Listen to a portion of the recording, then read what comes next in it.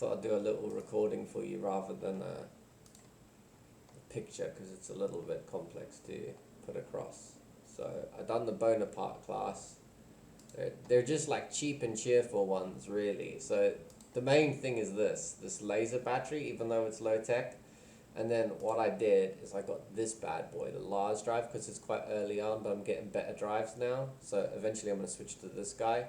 And I made a few mistakes. So the Lars drive with this many propellant tanks and 6 drives means that I can like go around low Earth orbit and just be like defensive and pick them apart when they're ready. It's 5 boron carbide armor just on the front, so they always want to be facing, and you want to have the best battery or fission you can. Quantum battery is quite good. And then I just have ECM, although that means nothing against the aliens. And then I've just put either 2 of the torpedoes or the point defense and then more lasers. So this thing like eats all of its electricity really fast, but it just deletes the destroyers really quickly. Eventually what I want to do is have a better one of these. I don't want to have the laser battery, and what I want to do is I want to move over to like tier 3 rail guns or something. So this is what it's eventually going to have, so then it puts less pressure on the batteries.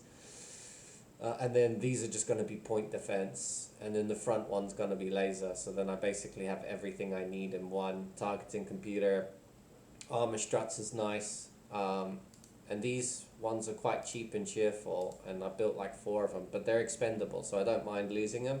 And then I just have little defender boats that have rail guns and point defense following them, which I've only just started doing now. You don't need it, but I think it's going to help. So I'll show you a quick fight of what it's like. So I tend to put them in like a double or a triple chevron position. So then that way they're always covering each other, and you'll see what I mean once we get started. So if we play that, retract the radiators.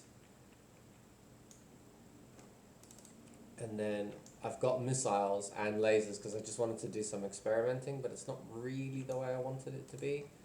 But you'll see that these guys will start seriously putting some damage on these. So if they survive the missile burst, then the lasers can just drop them down.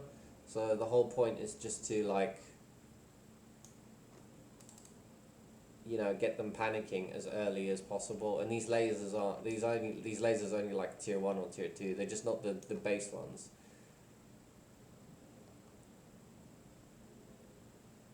Yeah, job done. I didn't even get to use my lasers.